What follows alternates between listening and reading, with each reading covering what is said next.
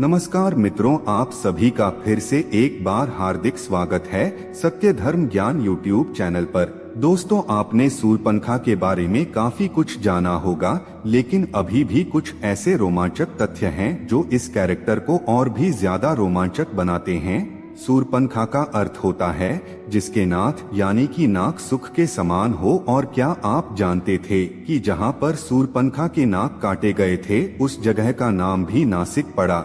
शूर्पणखा के ऐसे ही रोमांचक तत्वों को लेकर आइए इस वीडियो की शुरुआत करते हैं। लेकिन मित्रों, वीडियो में आगे बढ़ने से पहले अगर आपने अभी तक चैनल को सब्सक्राइब नहीं किया है तो सब्सक्राइब अवश्य कर ले, ताकि आपको रोजाना ऐसे ही ज्ञानवर्धक और महत्वपूर्ण जानकारियां मिलती रहे। दोस्तों, वैसे तो जनमानस में शूर्पणखा की छवि एक राक्षसी कामी निर्ममता से नरसंहार करने की होने के कारण घृणा की दृष्टि से उसे देखा जाता है। लेकिन जब करोड़ों जन्मों तक तपस्या करने के बावजूद भी ऋषि मुनियों को भगवान के दर्शन का लाभ नहीं मिल पाता है, तो शूर्पणखा ने तो भगवान के दर्शन करने के साथ ही उनसे बातें भी की है। और भगवान श्री राम ने उसकी लक्ष्मण जी से बात करवाकर जगत जननी माता जानकी जी के दर्शन भी करवा दिए।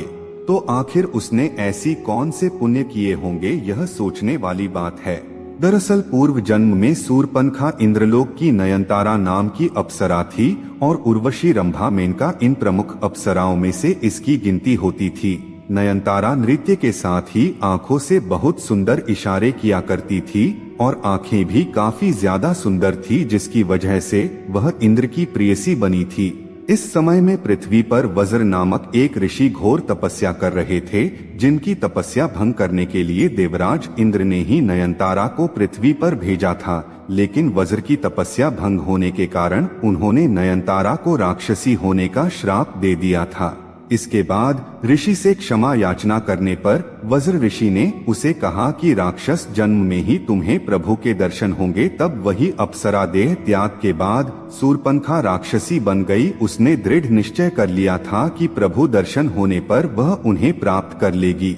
राक्षसी होने के कारण उसके पास रूप बदलने की शक्ति होने से वह सुंदर मोहक रूप लेकर भगवान श्री राम के पास चली गई और गलती कर बैठी, क्योंकि ब्रह्मा प्रभु को भक्ति और वैराग्य से ही प्राप्त किया जा सकता है, मोहक रूप दिखाकर नहीं। और शूर्पणखा श्री राम की पत्नी बनकर भक्ति को ही अलग कर देना चाहती थी। फिर भी उचित प्रक्रिया का ज्ञात कराने के लिए भगवान श्री राम ने उसे वैराग्य रूपी लक्ष्मण जी के पास भी भेजा, ताकि प्रभु मिलन की सही प्रक्रिया उसे ज्ञात हो सके। दोस्तों, यह भी कहा जाता है कि पूर्व जन्म में शूर्पणखा एक सर्पणी थी, जो कि शेषनाग यानी लक्ष्मण जी की पत्नी भी रह चुकी है। इसीलिए भी भगवान श्री राम ने उसे लक्ष्मण जी के पास भेजा था। लेकिन जो भी हो, शूर्पणखा जैसी गलतियां तो हम भी कई बार करते हैं।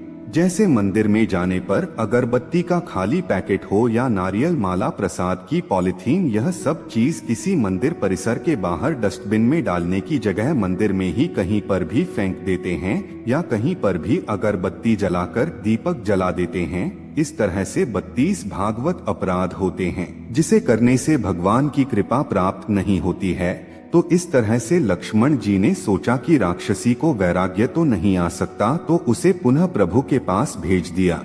अब इसके बाद भी उसने गलती कर दी और सोचा कि प्रभु भक्ति के वश में है, तो मैं इस भक्ति को खा जाऊं, इसे नष्ट कर दूं। और सीता माता के पास गई और इस प्रकार गलती करने से लक्ष्मण जी ने क्रोध में आकर उसके नाक काट दिए और उसे अंग भंग कर दिया। और इस समय शूर्पणखा की आंखें खुल गई और पूर्व जन्म की याद भी आ गई।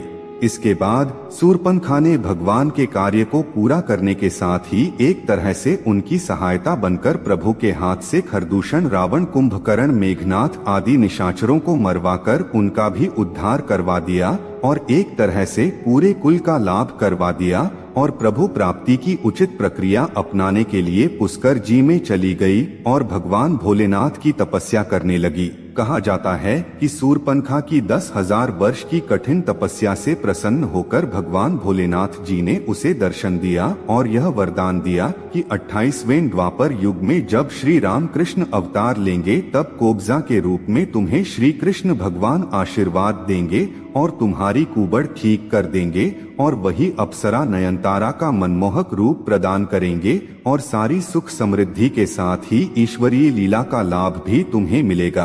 तो दोस्तों, अगर आपको शूर्पणखा के बारे में यह रोचक तथ्य पहले से पता था तो आप हमें कमेंट करके जरूर बताएं और ऐसे ही रोचक जानकारियां सीखने के लिए आप हमारे चैनल के साथ जुड़े रहें। आज की वीडियो में बस इतना ही, फिर मिलते हैं किसी नई जानकारी के साथ, तब तक के लिए धन्यवाद।